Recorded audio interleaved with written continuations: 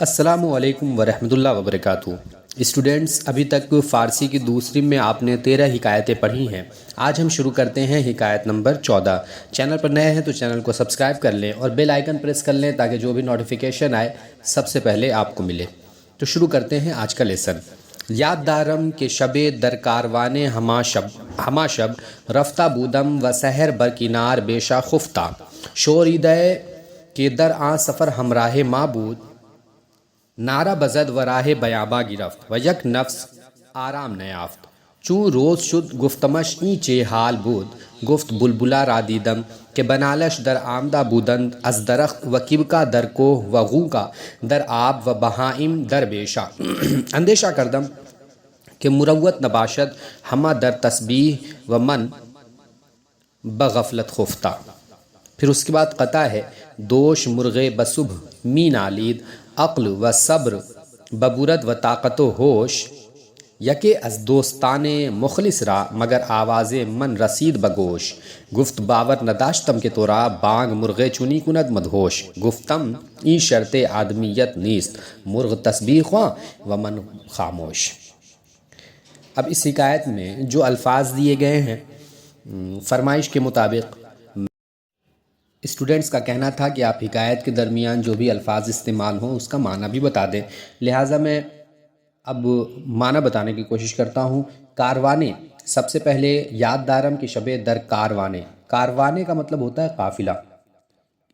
جو یہاں یہ ہے کاروانے تو پیچھے سے آپ پڑھتے آئے ہیں، اس کا مطلب ہوا ایک قافلہ، یعنی فارسی میں یہ کنسیپٹ ہے ایک کا، جیسے کہ انگلش میں اے این آتا ہے ایک کے لیے، اور یہاں پر آخر میں بڑی یا بڑھا دیتے ہیں جس سے ایک کا معنی پایا جاتا ہے۔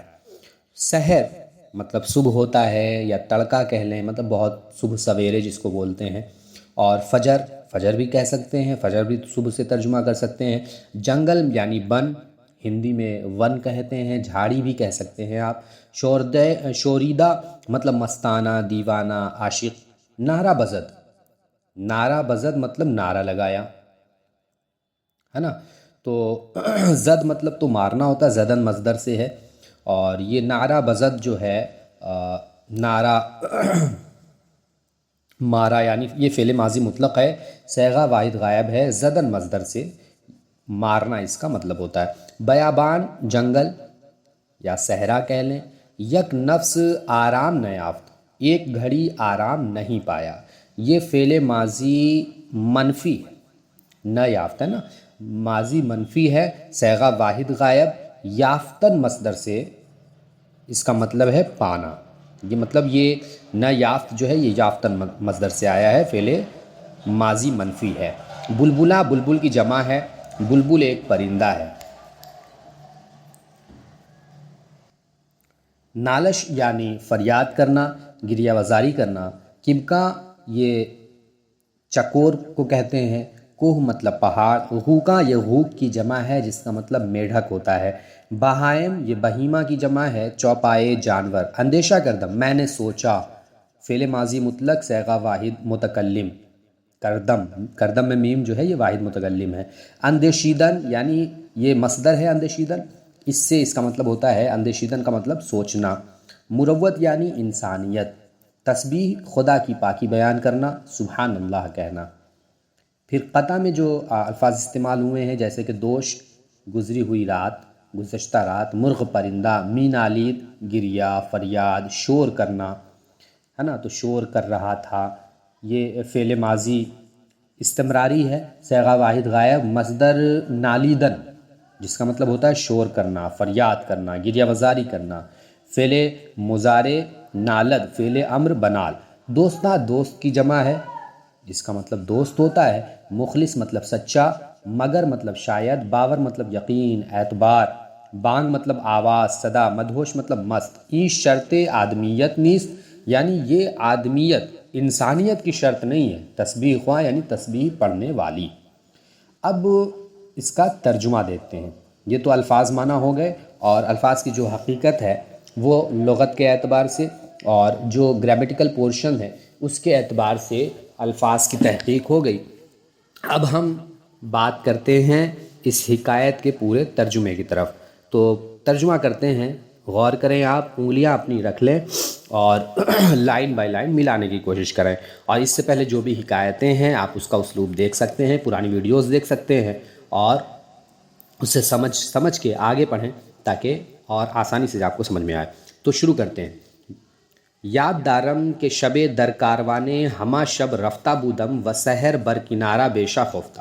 میں نے یاد رکھا، یاد دارم میں نے یاد رکھا کہ کہ ایک رات، در کاروانے ایک قافلے میں، ہما شب پوری رات، رفتہ بودم چلا تھا، و سحر بر کنارہ بیشہ خفتہ اور صبح جنگل کے کنارے پر سویا ہوا تھا،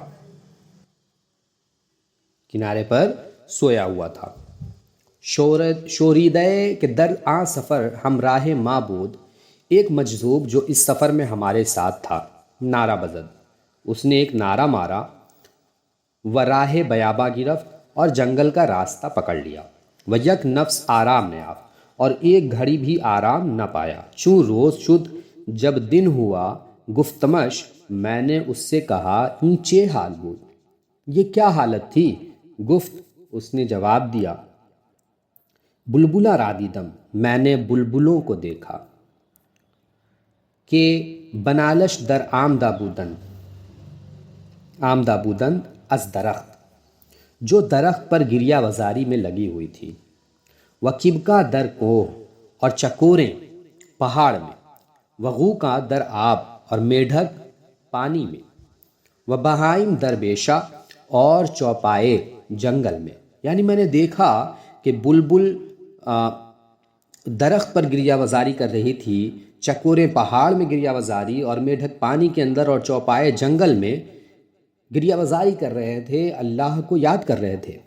اندیشہ کردم کہ مروت نہ باشد ہما در تسبیح و من بغفلت خفتہ، میں نے سوچا کہ انسانیت نہیں ہوگی کہ سب تسبیح میں ہو، ہما در تسبیح کہ سب تسبیح میں ہو، و من بغفلت، اور میں غفلت میں خفتہ سویا ہوا۔ مطلب اشرف المخلوق ہونے کی حیثیت سے، انسان ہونے کی حیثیت سے زیادہ حقدار میں تھا کہ میں عبادتیں کرتا اور میں اللہ کے ذکر میں مشغول رہتا، لیکن یہاں میں دیکھ یہ رہا ہوں کہ درخت پر بلبلیں، اور پہاڑ میں چکور، اور پانی میں میڈھک، اور جنگلوں میں چوپائے اللہ کا ذکر کر رہے ہیں، وہ گریہ وزاری میں مشغول ہیں اور ہم بے فکر ہو کر سو رہے ہیں۔ تو یہ انسانیت کے لائق نہیں کہ چرند پرند اور چوپائے اللہ کا ذکر کریں اور ہم غفلت میں سو جائیں۔ پھر ایک قطع کہتے ہیں، دوش مرغے بصبح می نالید، گزشتہ رات صبح میں ایک پرندہ گریہ وزاری کر رہا تھا، عقل و صبر ببورت و طاقت و ہوش، وہ میری عقل، صبر، طاقت اور ہوش لے گیا۔ یعنی میں نے جب پرندے کو گریہ وزاری کرتے ہوئے دیکھا تو اس نے میرے عقل کو، میرے صبر اور طاقت اور ہوش کو اڑا دیا اور مجھے سوچنے پر مجبور کر دیا۔ یکے از دوستان مخلص را مگر آواز من رسید بگوش، مخلص دوستوں میں سے ایک کو کان میں شاید میری آواز پہنچی۔ گفت، اس نے کہا، باور نہ داشتم کہ تورا بانگ مرغے چنی کند مدہوش، اس نے کہا، میں نے یقین نہیں رکھا کہ تجھ کو ایک پرندے کی آواز ایسا مدہوش کر دے۔